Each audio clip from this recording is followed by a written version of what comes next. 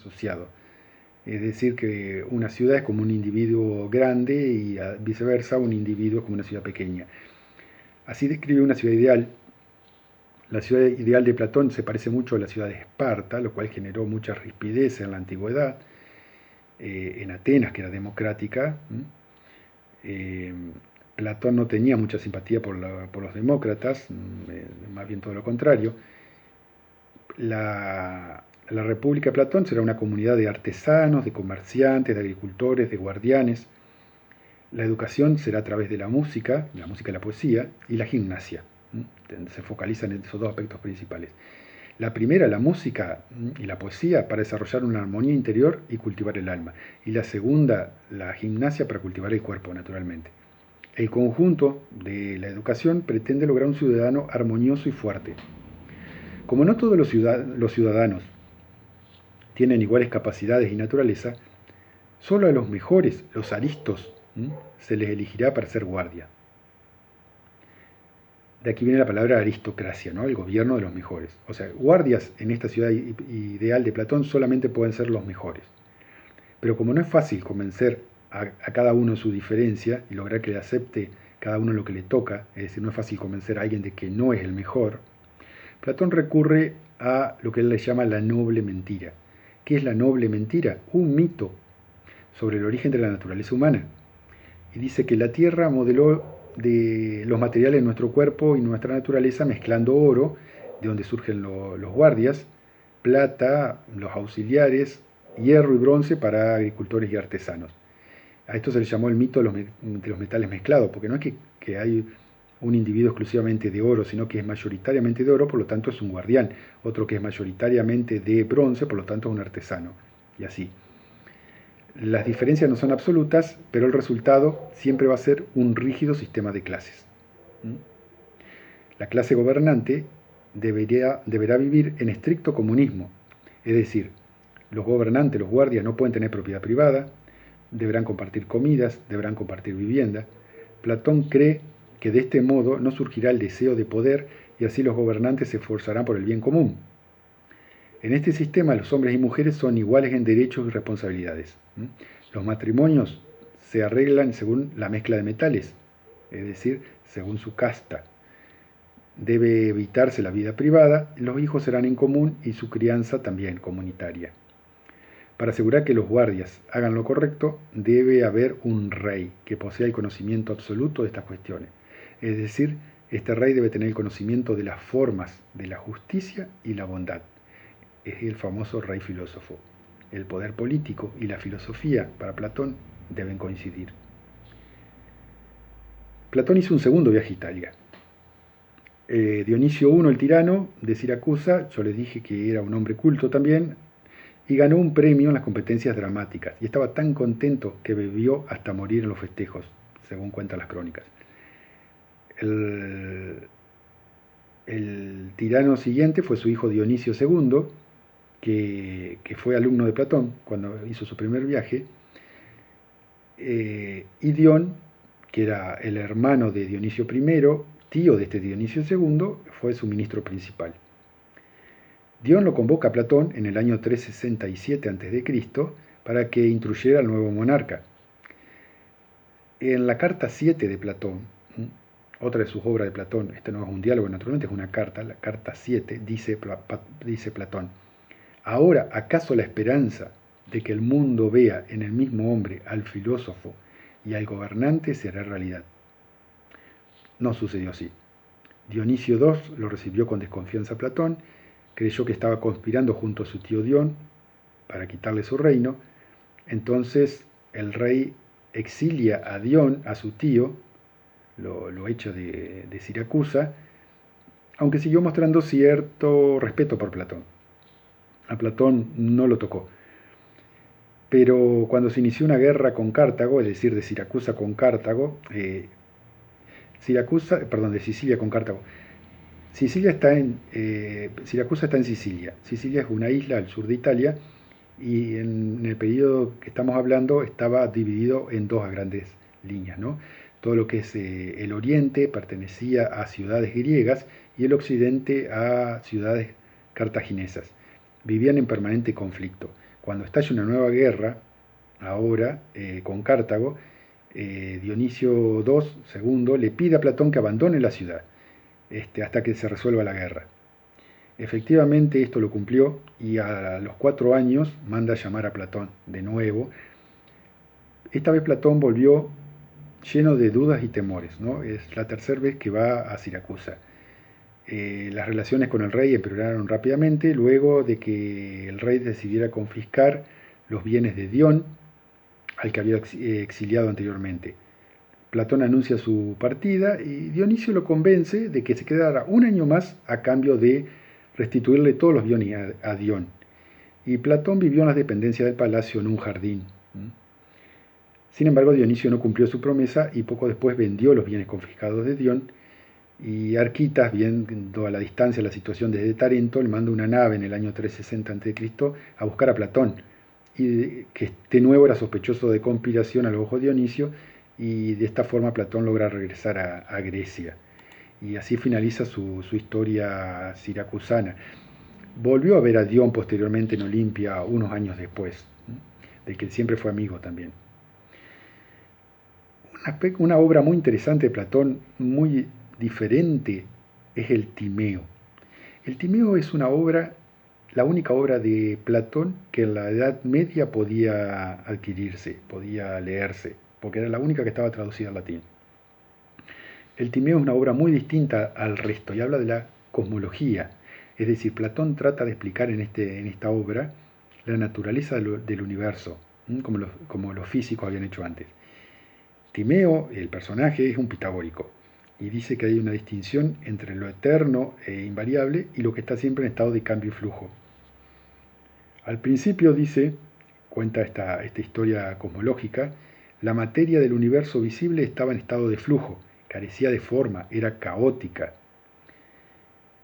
Es muy interesante este aspecto, esta descripción, porque se asemeja bastante a lo que los cosmólogos modernos sostienen de la formación de la Tierra, por ejemplo, del sistema solar.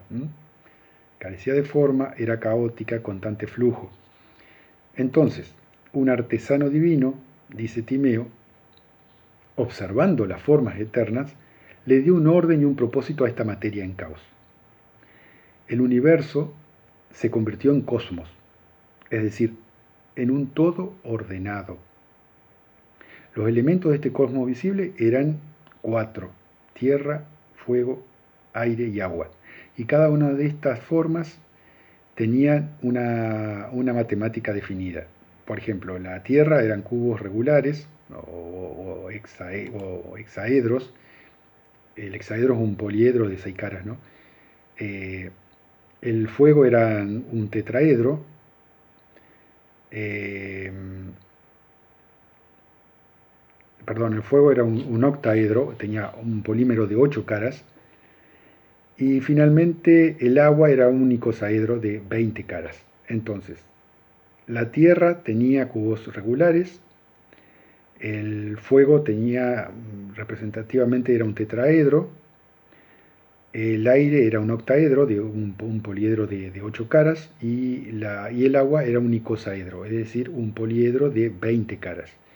La combinación entre ellos da el cuerpo del mundo, que tenía una forma globular, es decir, era un globo, y estaba circundado por el Sol, la Luna, los planetas, los 5 planetas que se conocían entonces: Mercurio, Venus, Marte, Júpiter y Saturno, las estrellas fijas y la bóveda del cielo. Este es el mundo platónico cosmogónico. Como todo fue puesto en movimiento por el divino artesano, todos estos elementos participan también de la razón y de la armonía. El cosmos es por su misma naturaleza, entonces, racional y es bueno. El divino artesano, posteriormente a esta formación del mundo, crea a los dioses, el divino artesano, y los hijos de los dioses, los héroes, y les dio el poder de formar los cuerpos de los otros seres vivientes. Los dioses hicieron primero al hombre y la mujer, luego los pájaros, los animales salvajes, las lagartijas, las serpientes, y la clase inferior de todos los seres vivos eran los peces y las ostras. Y consideró una ley de reencarnación para todos. Bueno, en este aspecto no se acerca mucho Platón a lo que es la verdadera teoría de la evolución. El orden que él da, podríamos decir que es el inverso de la figura más compleja hacia la menos compleja, cuando la evolución es justamente lo contrario, de las formas más simples a las más complejas. Eh, bueno, también otro de los textos interesantes de Platón, ya de la vejez, tal vez de la última obra o una de las últimas obras, es Las leyes. En este diálogo Platón reafirma en parte y modifica algunas de las ideas que plantea en la República y que hablábamos recién. La historia transcurre con Simias, que es un cretense que se le encarga la fundación de una ciudad. Esto era una tarea para un legislador, era una tarea sumamente importante en la antigua Grecia. Cuando había población excedente, esa población se llevaba en naves hacia otro punto donde formaban una ciudad que era tributaria de la ciudad madre. Esta ciudad tenía que tener leyes y para eso se necesitaba un legislador. Y aquí es donde aparece la figura de Simias, el cretense. Se le encarga la fundación de esta ciudad y lo discute en el marco de una peregrinación a la cueva templo de Zeus, que está en Creta, con dos acompañantes. Uno era el espartano Megilo y el otro era Platón mismo. Platón propone que en esta ciudad debe ser gobernada por un tirano moderado. Quizás estaba pensando en Dionisio, quizás estaba pensando en Dion. Este tirano debería usar la persuasión y la fuerza. La persuasión y la fuerza. Y construir una ciudad comunista idealizada. Comunista porque se refiere a que todos tienen la misma cantidad de derechos y obligaciones y realizan trabajos similares. Un trabajo y un beneficio común. Plantea una distribución de tierras y riqueza, insiste en que mujeres y niños deben ser y la propiedad debe ser común a todos los ciudadanos, insiste en excluir todo lo privado, insiste en que las tierras no puedan venderse o comprarse, en esto tiene aspectos muy parecidos a la República. Él considera que en el centro de la ciudad debe haber una acrópolis con 3 templos principales, a Zeus, Hestia y Atenea. Un muro circular que lo rodee, de donde salen líneas que demarcan 12 distritos. Sería algo así como provincias o departamentos. La distribución de la riqueza estará regulada y estará prohibida la posesión de oro y plata para sus ciudadanos. La moneda deberá ser sencilla como en Esparta.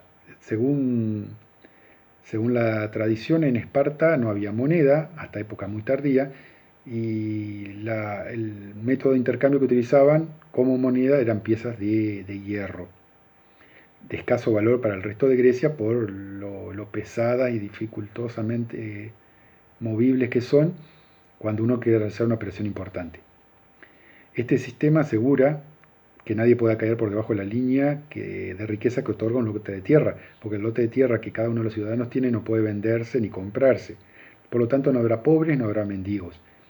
Se estabilizará la ciudad al no haber riqueza. Platón creía en la posibilidad de obtener riqueza, que la posibilidad de obtener riqueza es lo que lleva a las personas y ciudades al conflicto. En la ciudad hay una estructura de clases como en la República, en este aspecto se repite, y dice que se pretendía evitar la envidia y el conflicto entre ciudadanos y siempre el bien común debía ser el objeto máximo para la ciudad-estado.